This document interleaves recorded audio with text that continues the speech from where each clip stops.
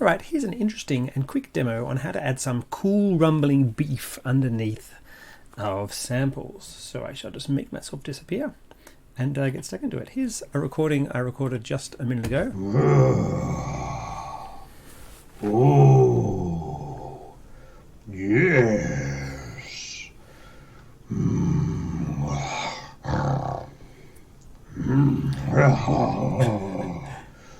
Nothing will save you. It's great when you're doing kind of monstrous voices to do kind of throaty noises and rumbles and throat scratches and things to add to that, especially when it's pitch shifted down. That sounds really cool. Okay, we will not compress this or anything yet because we'll do that to the final samples. We'll just normalize and we'll just delete a bit of the guff from both ends. And maybe the first thing we'll do is do a, sorry, I'll show you actually the pathways rather than using all my shortcuts. Time and pitch, stretch and pitch, which is Alt SES. Now maybe we'll just drop it down like 2 semitones, and in fact let's lock and stretch so we don't get any distortion.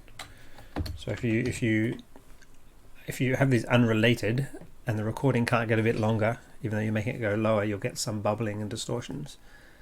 Let's hear this. So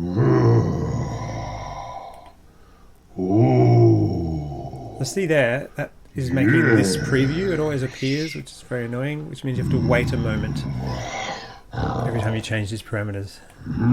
Get rid of it by deselecting that. Nothing will save you. Good. So we'll do that pitch. That's giving us a general kind of nastiness to the sound. Maybe you'd want it. In fact, let's do it lower. Let's do it lower. -4. Apply.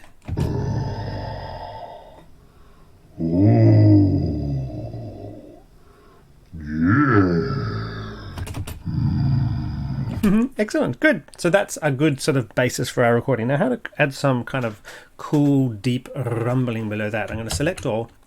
There's a shortcut here under edit, which is copy to new, which takes whatever's selected and makes a new file out of it. Huzzah! There it is. So there's our original and there's the new one. I'm going to select all of this and then we're going to go SES, and with this unlocked so that we keep the duration exactly the same so that it stays in line with the previous recording. I wonder if there's a way of stopping that from showing up all the time. I'm going to go -24. So it's really super deep, and let's have a listen. Play. Ah, yeah. So yeah, we've just got the rumbly component.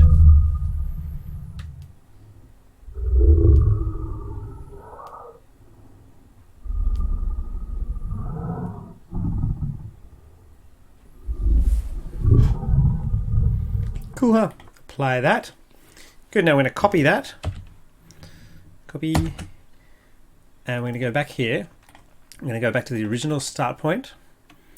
And there's a cool shortcut here for mix paste. Control-Shift-V. Maybe set this to 80. If it peaks, maybe you want these two values a little bit lower, and overlap mix. And you go, okay, you can't preview this mix paste, which has been annoying, but anyway, here it is. Ah, cool.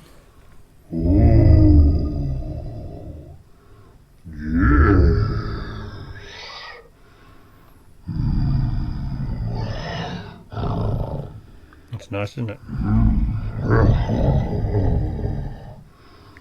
Nothing will save you. That's cool, isn't it? So, and then the final mastering is to, of course, normalize, which I have here in shortcuts. I've made normalize to -0.1 decibels as a shortcut, so I just hit N. And then I've got a compression here, which I saved, which is starting at 12 dB minus at a 3:1. It's kind of a good sort of medium strong compression. So from about here you can see most of the recording is below this line here. These will get pretty heavily compressed. Let's see what, we'll go compress and then normalize again. That'll give us quite a lot more oomph on this recording.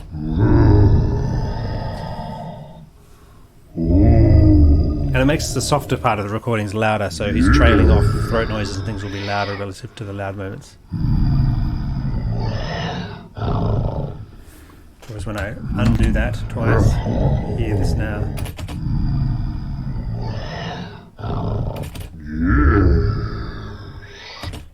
normalize, compress, normalize, which I can do with 3 clicks.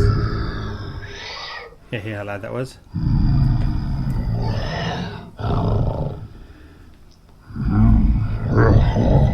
Hear those bass elements behind there. Nothing will save you. Yeah, there you go. There's a little bit of the fun that I like to have by copying in a parallel recording which has been shifted right out of audibility into just bassiness, and mix pasting it in with the original recording, which has also been shifted down a little bit, and hopefully that gives you some fun way of getting some cool large larynxy type bestial type throaty noises from your dialogue or raws. Enjoy. Why don't you link me in the comments below to some stuff that you've done, because I'd be interested to hear that. Bye.